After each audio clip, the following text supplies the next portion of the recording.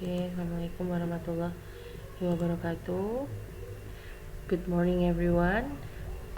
Welcome to English class with me, Miss Petri. Today we will study new material 3.4, 3.3 about analytical exposition. So what is analytical exposition? Analytical exposition is one of the texts that you have to learn in senior high school. So let's start with the definition. In Indonesia, in bahasa, analytical exposition adalah teks yang berisi pendapat atau opini yang menguatkan suatu isu. Jadi teks tersebut adalah teks yang berisi argumen atau pendapat ya. Dan pendapat itu harus menguatkan isu yang biasanya ada di paragraf pertama. Isu-isu itu biasanya adalah tema-tema yang sedang dibicarakan pada masa-masa ini ya, recently. And then the example of exposition text includes, so we can find like exposition text in advertisement, spoken arguments, editorials, or legal defense. So in legal defense, for example, if you are in a court atau di pengadilan, itu juga salah satu teks pembelaan is the example of analytical exposition. Okay. So what is the characteristics of analytical exposition? The first one is using present tense. So the text is using verb one, yeah.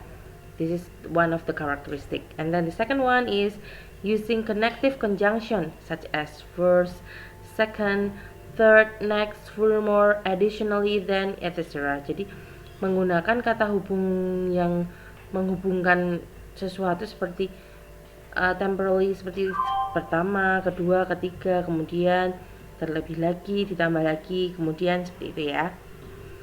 And then the third one is using evaluative word such as important, valuable, and trustworthy. Jadi menekankan hal-hal untuk membantu menguatkan opini dari penulis. And then using casual conjunction such as a result, because, consequently, due to, for that reason, etc. Jadi menggunakan kata hubung sebab akibat, as a result, because sebagai konsekuensi, karena, untuk alasan itu, seperti itu. Next, what is the purpose of analytical exposition? The purpose of analytical exposition is to persuade or convince the reader by presenting the arguments. Untuk membujuk atau meyakinkan pembaca dengan mempresentasikan argumen atau opini-opini yang kuat. And then the next one is generic structures. First is thesis. Thesis in the first paragraph contain issues or topic. Biasanya itu adalah isu-isu atau topik atau tema-tema yang sedang kontroversial. Contohnya tentang poligami atau tentang penggunaan handphone di sekolah atau tentang tentang pembelajaran jarak jauh, tentang ekstrakurikuler, seperti itu ya. Kemudian tesis itu harus didukung dengan arguments atau harus support by arguments yang kuat. Jadi harus didukung oleh arguments atau alasan-alasan, pendapat-pendapat yang kuat yang menguatkan si isu tadi. Jadi contohnya, for example, the thesis is why we have to using helm. Jadi kenapa kita harus menggunakan helm ketika naik motor. Nah, argumennya harus sangat kuat. Jadi orang ketika setelah membaca teksmu gitu, mereka akan yakin bahwa oh helm itu penting untuk saya, maka saya harus menggunakannya. Contohnya, the first argument is because for our safety, untuk keamanan kita, karena kalau menggunakan helm ketika ada kecelakaan maka kepala akan terlindungi, seperti itu ya. Jadi opini atau argumentsnya itu harus menguatkan si isu, dan kalau bisa dia adalah fakta. Jadi tidak hanya omong kosong saja, tapi sudah ada faktanya, ada penelitiannya. Itu lebih baik.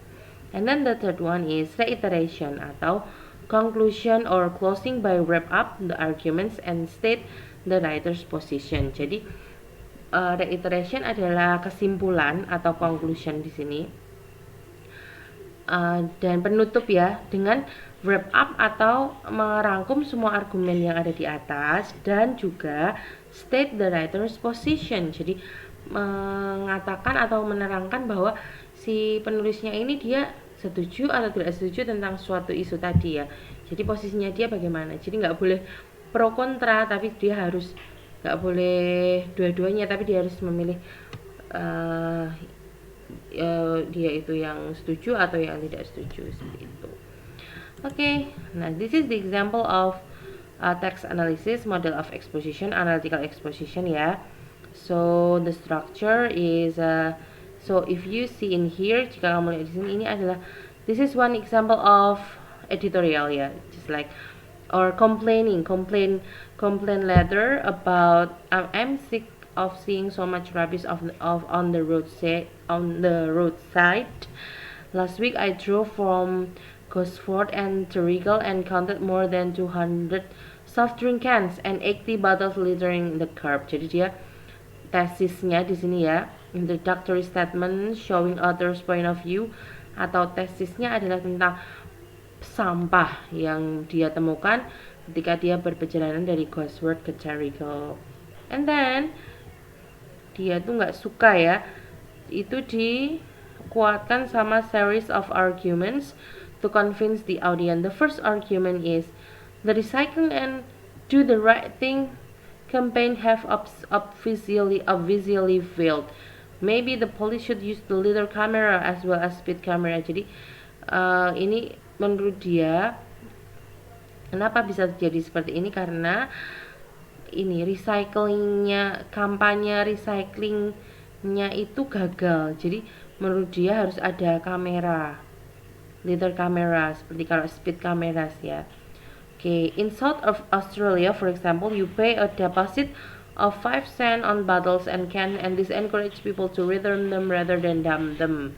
The system should be introduced across Australia to encourage people to recycle rather than dump. Jadi dia mencontohkan di Australia bagian selatan itu mereka harus membayar 5 sen untuk botol dan kaleng ketika mereka, jadi mereka kalau mau buang di tempat sampah malah harus bayar gitu ya, makanya mereka mengembalikannya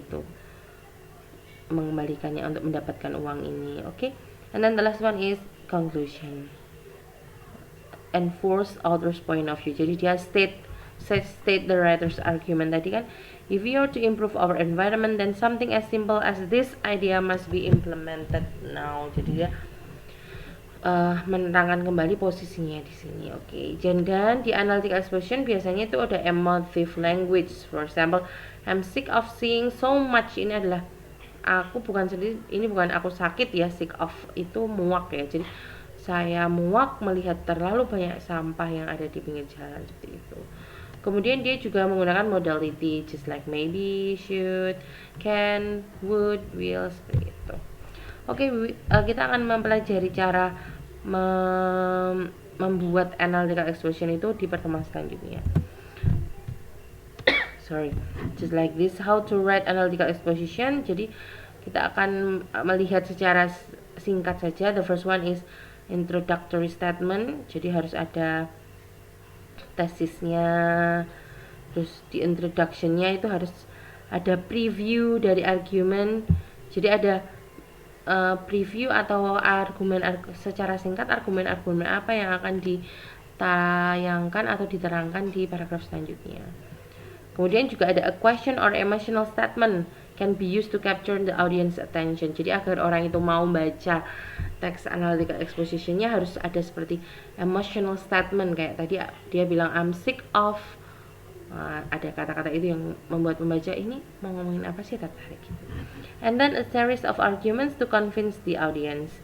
A new paragraph is used for each new argument. Jadi kalau paragrafnya ada 3, maka argumennya ada 3, maka ada 3 paragraph arguments. Jadi satu paragraf itu dimulai dengan topic sentence, ada argumentsnya, kemudian ada detail supporting the arguments, follow the topic sentence. Jadi ada argumentsnya, kemudian di-elaborate atau ditambah dengan detail supporting argument seperti contoh-contohnya, seperti itu ya.